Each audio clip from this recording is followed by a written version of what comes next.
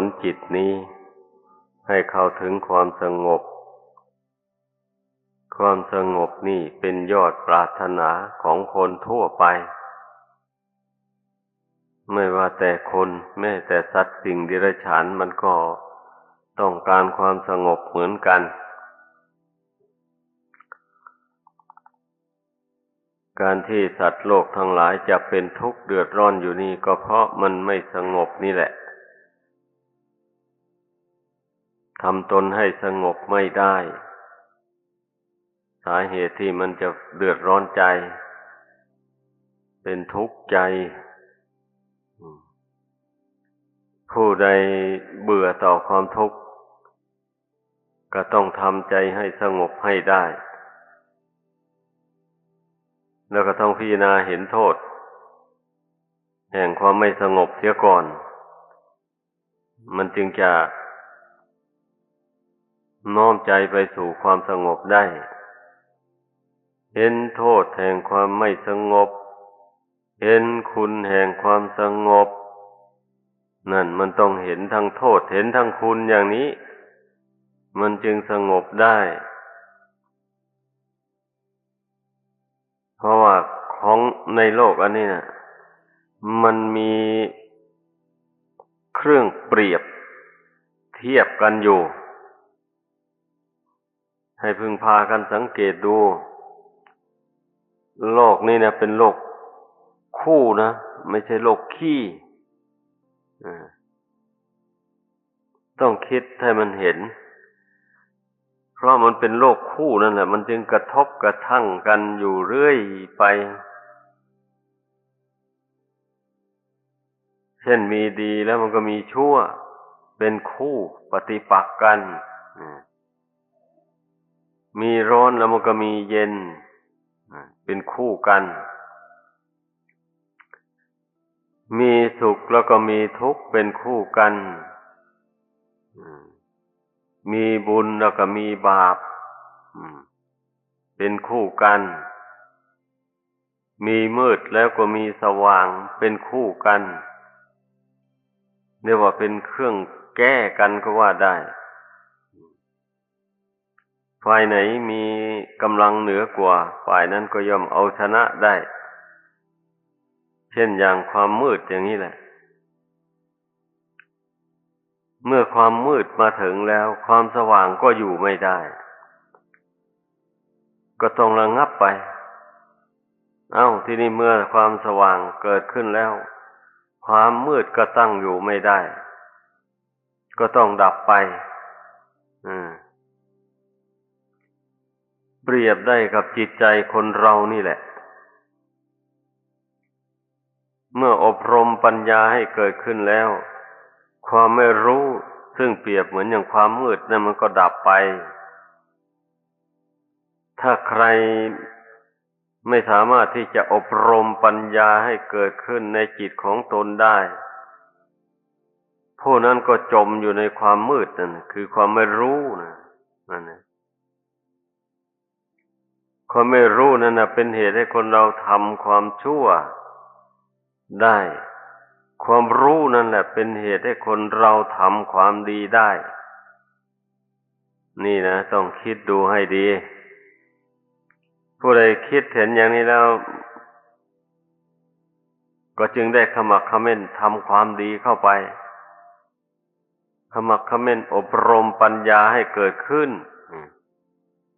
ด้วยการฟังด้วยการ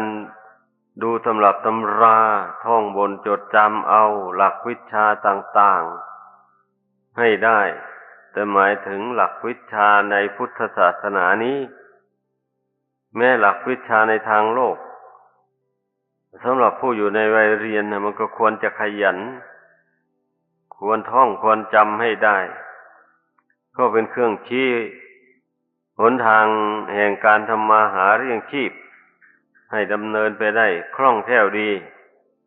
ดีกว่าคนไม่มีความรู้อันนี้ผู้มีความรู้ในทางธรรมอันนี้จะนำตนให้พ้นทุกข์ได้หรือพ้นทุกข์จากอบายภูมิทั้งสี่มีนรกเป็นต้น ดังนั้นความรู้สองประการนี้นะใครๆไม่ควรปฏิเสธเลยควรศึกษาให้รู้ทั้งสองอย่างนั้นเองเนี่ยสำหรับนักบวชแล้วความรู้ในทางโลกนั้นดูมันจะไม่จำเป็นเท่าไรนักก็รู้ไว้พอเป็นกระสายเมื่อเวลาที่ชาวบ้านเข้ามาถามก็จะได้ชี้แจงให้เขาฟังบ้างความรู้ในทางโลกนั่นเนี่ยจะได้แนะแนวทางการทำมาหาเลี้ยงชีพให้เขานี่มันก็ดีอย่างนี้พระนี่ถ้าหากว่าไม่หลงนะคนส่วนมากมันหลงเมื่อตนมีความรู้ในทางโลกแล้วนี่ก็นึกว่าตนจะสึกออกไปหาเงินหมื่นเงินแสนเงินล้านได้เพราะเรามีความรู้ ที่ไหนได้ความรู้อันนี้มีแล้วแต่ทุนค้าไม่มีมันก็แค่นั้นแหละผู้เขาเจริญรุ่งเรืองได้นั้นทั้งมีความรู้และทั้งมีทุนด้วยนั่นมีหลักทรัพย์ด้วยนี่นะนั่นแหละมันถึงจะเจริญขึ้นได้อย่างง่ายดายคนเรามีแต่ความรู้อย่างเดียวไม่มีทุนค้ามันก็แค่นั้นแหละทำอะไรก็ไม่ได้ว่าไปทำงานทำราชการก็ได้เงินเดือนพอใช้ไปเดือนพอสิ้นเดือนก็สิ้นเงินอย่างนี้แหละความรู้ในทางโลกนะมันก็พอประทังชีวิตไปคนส่วนมากนะมันไปติดความรู้ในทางโลกนั่นแหละมากต่อมากเพราะว่ามันเป็นสายเดียวกันกับกามคุณเมื่อมีความรู้หาเงินหาทองได้มาแล้วทีนี้มันก็ต้องการรูปชนิดไหนเสียงอย่างไรกลิ่นอย่างไรรสอย่างไรสัมผัสอย่างไรมันก็ได้ตามประสงค์นี่เพราะว่าจิตมันติดอยู่ในรูปเสียงกลิ่นรสเครื่องสัมผัสอันที่โลกเขาสมมุติว่าเป็นที่น่ารักใคร่พอใจต่างๆหมู่นั่นน่ะนี่เรียกว่ามันหลงหลงโลกอันนี้นะคนหลงโลกนะให้พึงเข้าใจนึกว่าโลกนี่จะให้ความสุขแก่ตนหลงมากๆเข้ามันก็ไปทำบาปทำกรรมเพราะความต้องการในรูปเสียงกลิ่นรสนั่นแหละก็ไปฆ่าสัตว์ไปลักทรัพย์ไปประพฤติผิดในกามกล่าวมุสาวาทดื่มสุราเมรัยเครื่องดองของเมาของเสพติดให้โทษต่างๆหมู่นั้นนี่ก็เพราะมันหลงมากนั่นเองมันหลงจนไม่รู้ว่าการทำเช่นนั้นเป็นบาปเป็นกรรมเป็นเวรไม่รู้เลยควรพากันกลัวนะความหลงนี่นะเรากลัวไว้นั่นน่ะดีคนส่วนมากไม่ได้สนใจนะไม่ได้สนใจไม่ได้พิจารณาเห็นโทษเห็นพิษภัยของความหลงเพราะฉะนั้นมันจึงไม่ขมักเขม้นศึกษาแล้วเรียนไม่ขมักเขม้นสนใจการสดับตรับฟังแสวงหาความรู้ทั้งทางโลกและทางธรรมบางคนนะเอาฟังกันจนว่าพอแรงแล้วอย่างนี้ก็ไม่ได้ความรู้อะไรก็มี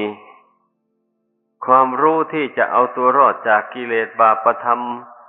กรรมอันชั่วหมู่นี้นะก็ไม่มีแต่ว่าฟังมากต่อมากเลยเรียนก็มากบางคนนะจำหลักวิชาต่างๆนี้ได้ดีทั้งทางโลกทางธรรมแต่แล้วก็ยังไม่มีปัญญาที่จะมากำจัดความชั่วออกจากตัวได้ก็มีอันโมนี้น่าสังเวชสลดใจจริงๆนะ นี่เพราะฉะนั้นจึงอยากจะย้ำแล้วย้ำอีกมันบางคนก็มีแต่ความจำไว้เฉยๆนี่นะที่ท่านเรียกว่าปริยัตินะแล้วมันขาดปฏิบัติที่แบบนี้นั่นเนี่ยมันขาดลงมือปฏิบัติฝึกหัดโน้มกายวาจาใจของตนให้เป็นไปตามพระธรรมวินัยคำสอนของพระพุทธเจ้าที่ตนเรียนตนจำได้มานั่นนะแม้หลักวิชาทางโลกก็เหมือนกันนะบุคคลที่จะหาเงินหาทองไม่ได้ทั้งที่มีความรู้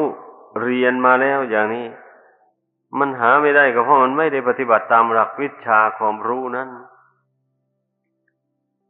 ให้เต็มที่เพราะหลักวิชาความรู้บางอย่างมันยุ่งยากมันเกี่ยวกับความเพียรความอดทนลงมือกระทำทางกายด้วยกล่าวทางวาจาด้วยคิดทางจิตใจด้วยพร้อมทั้งไตรทวารเลยทีเดียววันนี้คนใดขี้เกียจขี้คร้านเนี่ยถึงจะมีความรู้ได้มันก็ทำงานไม่ได้เพราะงานบางอย่างมันก็ต้องหนักบ้างอย่างนี้แหละหนักทั้งกายหนักทั้งวาจาหนักทั้งใจทั้งความคิดความอ่านมื้อนี้นะคนเกียจคร้านเฉยชาแล้วไม่สู้เช่นอย่างทำการค้าอย่างนี้ต้องใช้ความคิดมากเลยมื้อนี้เมื่อบุคคลใดไม่ฝึกฝนจิตใจให้สงบให้ตั้งมั่นลงไปนะไปใช้แต่ความคิดอย่างเดียวแล้วจิตสงบไม่ได้เลยนี่มันก็เอาเลยเอาไปเอามาก็เป็นโรคจิตเป็นโรคประสาทไปนั่นเนี่ยไปไม่รอดดังนั้นนะข้อปฏิบัติในทางธรรมนี่นะเอาไปใช้ทางโลกก็ได้นะแต่คนไม่รู้จักนั่นเนี่ยถ้าใครฝึกจิตใจของตนให้ตั้งมั่นลงไปได้รู้จักห้ามจิตของตนจากความชั่วต่างๆได้อย่างนี้นะมันก็ไปทำงานในทางโลกมันก็ทำได้เข้าสังคมใดก็เข้าได้ไม่ได้ประพฤติชั่วเพราะว่าเมื่อสิ่งใดที่มายั่วให้เกิดโมโหโทโสเกิดความโลภความโกรธหลงอย่างนี้มันก็ไม่ไหวตัวไปตามห้ามจิตได้นั่นคนที่ฝึกจิตได้นะฝึกจิตได้อย่างในขั้นโลกีวันเถอะมันก็ยังใช้ได้ดีอยู่อันนี้บางคนเนี่ยแม้แต่ความรู้สึกในทางโลกีนี่มันก็ฝึกไม่ได้นั่นน่ะฝึกจิตไม่ได้ความรู้มีอยู่แต่ห้ามจิตไม่ได้สะกดจิตของตัวเองไม่ได้หมายความว่าไม่เคยฝึกหัดสะกดนั่นน่ะฝึกก็ฝึกไปอย่างนั้นแหละพอสาบานไม่ตาย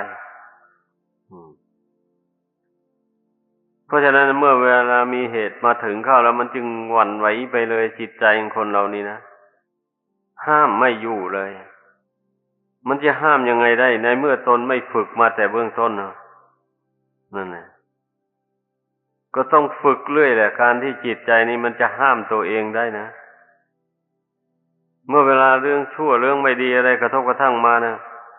ก็ห้ามจิตไว้อย่าให้มัน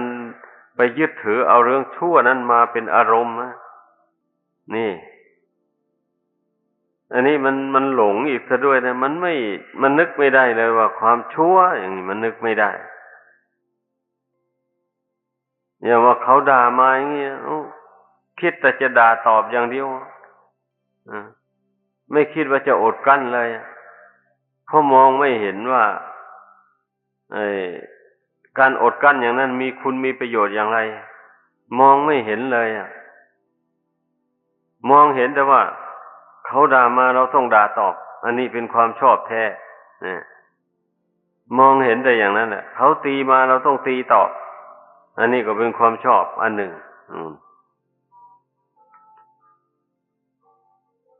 ซึ่งไม่ตรงต่อคำสอนของพระพุทธเจ้าเลยก็เคยพูดให้ฟังและยกทั้งบาลีมาอ้างให้ฟังมันก็ยังไม่ปฏิบัติตามบางคนนะไม่จำเลยนั่นแหละมติทางพุทธศาสนานะพระพุทธเจ้าทรงตรัสว่าอะโกเทนะชีเนโกทังพึ่งเอาชนะความโกรธด้วยไม่โกรธตอบอะสาธุงสาธุนาชิเนพึ่งเอาชนะความไม่ดีด้วยการทำดีตอบนั่นเนี่ยเราพึ่งเอาชนะคนตนีด้วยการให้การบริจาคทานนี่พระศาสดาทรงแสดงไว้อย่างนี้นะเราเป็นบริษัทของพระองค์ทั้งภิกษุทั้งสามเณรทั้งแม่ชีแม่ขาวก็ตามเนี่ยทั้งชาวบ้านก็ตามล้วนแต่ปฏิญาณตนถึงคุณพระรัตนกรัยแก้วสามประการนี้เป็นที่พึ่งทั้งนั้นเลยไม่ใช่ว่าเป็นพระแล้วก็ต้องไม่ได้ปฏิญาณตนถึงพระรัตนกรัยเป็นที่พึ่งเลยได้ปฏิญาณตนแต่ชาวบ้านนั่นแหละไม่ใช่นี่เหมือนกันหมดเลยเมื่อเป็นเช่นนี้นะก็แสดงว่าเรานับถือพระพุทธเจ้านับถือพระธรรมคำสอนของพระองค์นับถือพระสงฆ์สาวกของพระองค์ว่าเป็นที่พึ่งที่ระลึกอันประเสริฐของตนทุกคนเลยนั่นแล้วจะนึกเอามาแต่เป็นที่พึ่งเท่านั้นอย่างเดียวแล้วไม่ละกิเลสปาปธรรมตามคำสอนที่ทรงแนะนำไว้อย่างนี้นะจะได้คุณเหล่านั้นมาเป็นที่พึ่งได้อย่างไรก็คุณทั้งหลายเหล่านั้นนะกลัวว่าจะเป็นของประเสริฐได้คือว่าเจ้าของพระคุณเหล่านั้นเช่นพระพุทธเจ้าอย่างนี้นะพระองค์ก็ละบาปบำเพ็ญบุญมาแล้วนับชาติไม่ถ้วนนั่นคิดดูให้มันเห็นอันพระธรรมนั้นน่ะก็เกิดจากพระทัยอันบริสุทธิ์ผุดผ่องของพระพุทธเจ้านั่นแหละนี่เพราะนั้นพระธรรมเมื่อเกิดจากพระทัยบริสุทธิ์อย่างนั้นก็เป็นพระธรรมอันบริสุทธิ์เหมือนอย่างแก้วหรือว่าทองคำธรรมชาติที่นายช่างเขาเจียรไนเขาหล่อหลอมดีแล้วไล่สนิมออกหมดแล้วนะมันจึงเปล่งแสงแวววาวออกมาเป็นที่น่าต้องการปรารถนาเลยสำหรับคนมีสตางค์หรือคนมีปัญญานะคนไม่มีปัญญาแล้วก็เห็นแล้วก็แล้วไปแล้วไม่เป็นสิ่งที่น่าปรารถนาอะไรต้องการเลยอย่างที่ท่านอุปมาไว้เหมือนอย่างไก่เห็นพลอยนั่นแหละไก่มันไม่รู้ว่าพลอยนั้นมันมีค่าอะไรมากมายมันไม่รู้เลยมันก็ไปเขี่ยเล่นไปอย่างนั้นแหละอันนี้ฉันใดก็อย่างนั้นแหละคนเรานะ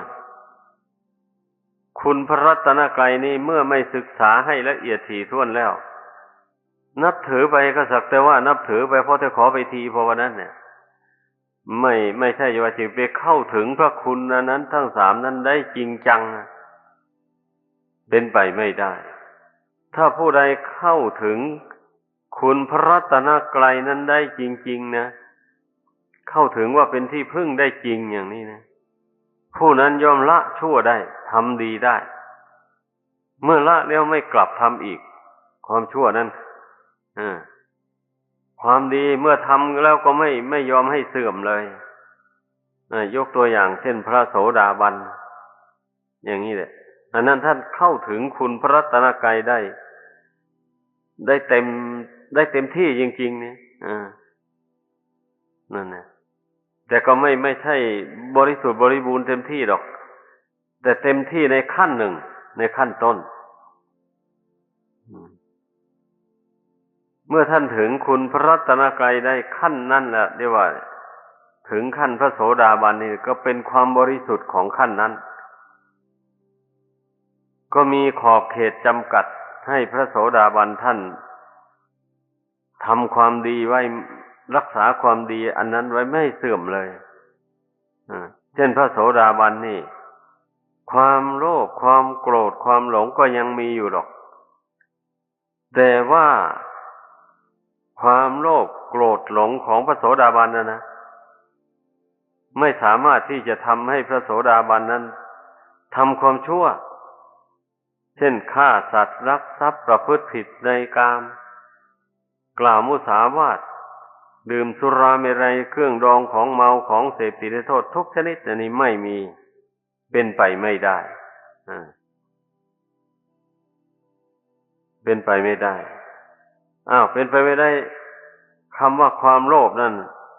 ก็หมายถึงความเพ่งเล็งความที่ไปแย่งชิงเอาของผู้อื่นมาเป็นของตนอย่างนี้พระโสดาบันไม่ทำเหรอไม่ทำแต่ไม่ทำทำไมมีความโลภอยู่อันความโลภของพระโสดาบันนั่นเพียงแต่ว่าเพ่งเล็งไปเท่านั้นแล้วไม่ลงมือทำคือว่าจิตอยากได้เท่านั้นแหละไม่ใช่กายทำไม่ใช่วาจาพูดไปตามความคิดนั้นเพียงแต่ความคิดเกิดขึ้นแล้วก็รู้ตัวได้ว่านั่นไม่ใช่ทางเท่านั้นแล้วท่านก็งดเป็นอย่างนั้นแม้ความโกรธก็เหมือนกันนะท่านก็ยังละขาดไม่หมดโกรธอยู่แต่ว่าเมื่อมันโกรธขึ้นมาแล้วไม่ถึงกับว่าได้ลงไม้ลงมือประหัตประหารผู้อื่นไม่ลงถึงกับว่าได้กล่าววาจาหยาบคายเสียบแทงจิตใจผู้อื่นให้เจ็บอกเจ็บใจนั่นเมื่อท่านรู้ตัวว่าโกรธขึ้นมาแล้วอย่างนี้ก็รีบระงับเลยนี่กิเลสของพระโสดาบันให้พึงเข้าใจทีนี้ปุถุชนแล้วไม่เป็นอย่างนั้นสิพอมันโกรธขึ้นมาแล้วมันไม่รู้ตัวเลยระงับแต่ภายในจิตใจไม่ได้เลยก็ต้องแสดงออกทางกายทางวาจามาแล้วตบตีอย่างอ่อนนะนี่นะถ้าอย่างแรงก็ยิงฟันแทงด้วยอาวุธสัตรานั่นเอาให้ถึงแก่ความตายนั่นน่ะวาจาก็กล่าวหยาบคายด่าโคตรพ่อโคตรแม่อะไรต่ออะไรของคนอื่นเข้าไปนั่นเรียกว่าวาจาชนิดที่หยาบคายเรียกว่าเป็นบาปอกุศลนะพระโสดาบันไม่ได้กล่าววาจาอย่างนี้ให้พึงเข้าใจแม้ความหลงก็ยังมีอยู่พระโสดาบันนะแต่ว่าความหลงในขั้นนี้นะไม่สามารถที่จะให้ท่านได้ไปทำบาปดังกล่าวมานั้นได้เพียงแต่หลงไปนิดๆหน่อยๆไปตามธรรมดาเฉยๆเดี๋ยวก็รู้ตัวไม่ถึงกับว่าที่จะไปให้ทำบาปมีฆ่าสัตว์เป็นต้นได้ไม่มีอันนี้แหละเพราะฉะนั้นทุกคนนะอย่าไปอยากเป็นปุถุชนคนหนาไปด้วยกิเลสอยู่อย่างนั้นตลอดไปควรตื่นตัวกันเพราะเราเป็นปุถุชนคนหนาไปด้วยกิเลสมาเนี่ยมันนับชาติไม่ถ้วนแล้วนะแล้วจนมาถึงในชาติปัจจุบันเนี่ยเราเกิดมาพบพระพุทธศาสนาเนี่ย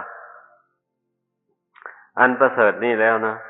พระพุทธเจ้าทรงชี้แนวทางปฏิบัติไว้ให้แล้วชี้อุบายกำจัดกิเลสบาปธรรมเหล่านี้ไว้ให้เรียบร้อยแล้วนะแล้วทำไมเราถึงไม่ลงมือปฏิบัติตามนะทำไมจึงยอมตนเป็นคนหนาไปด้วยกิเลสอยู่อย่างนั้นนี่มันต้องเตือนตนนี้อย่าไปให้แต่ผู้อื่นสอน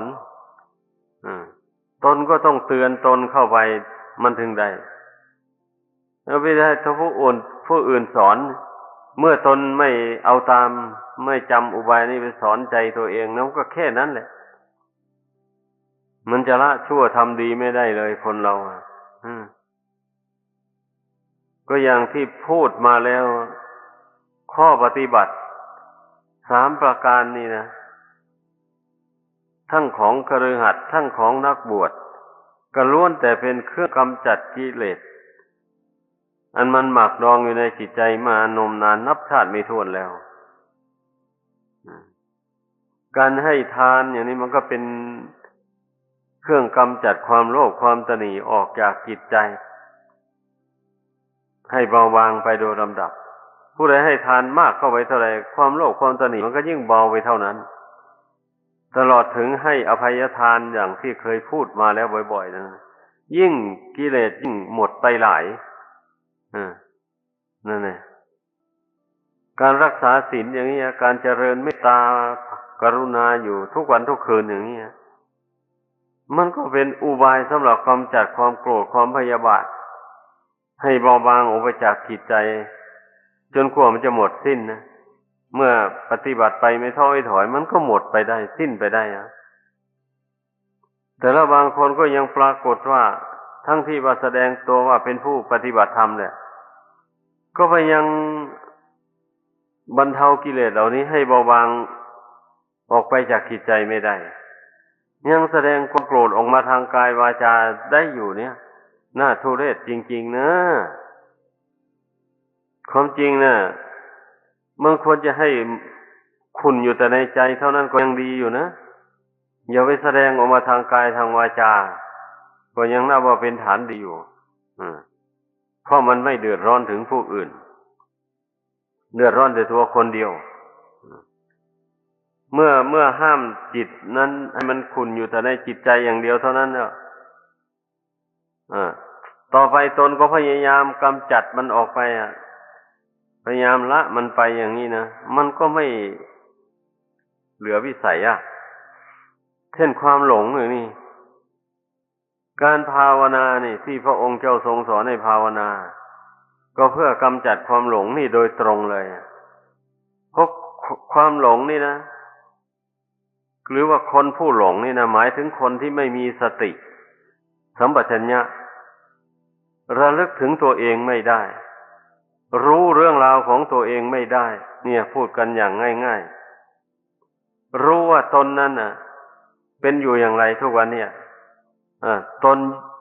พอใจในบาปยึดเอาบาปไว้หรือไม่รู้เลยทั้งที่บางคนทำบาปอยู่ปันใดก็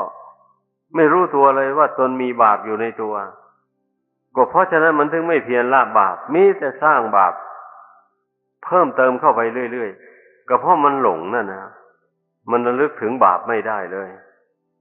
มันไม่รู้เลยว่าบาปมันอำนวยผลให้เป็นทุกข์ได้อย่างไรแล้วก็มองไม่เห็นหนทางที่จะกำจัดบาปออกจากหัวใจเลยบางคนนะบาปก็จำเป็นแล้วเพราะว่าทำยังไงได้ไม่ทำก็ไม่ได้กินเอาแต่อันนั้นมาอ้าง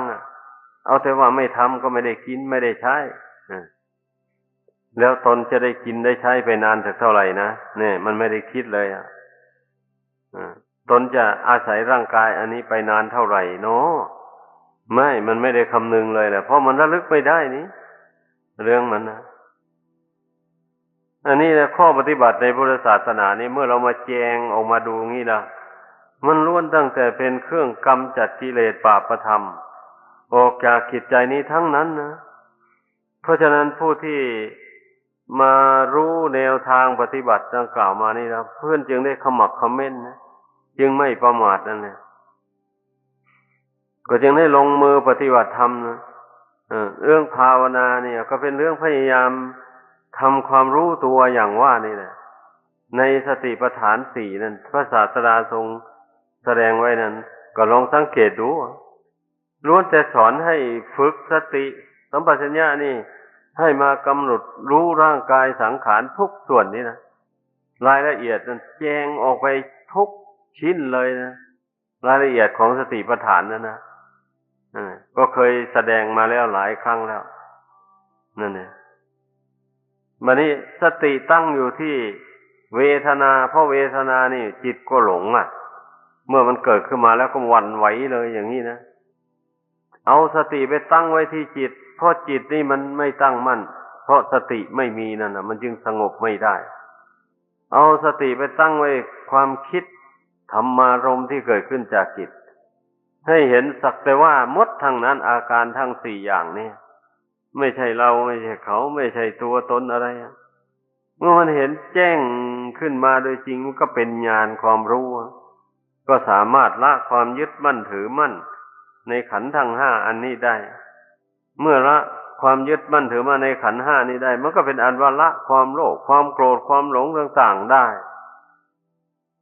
โดยประการทั้งปวงดังแสดงมา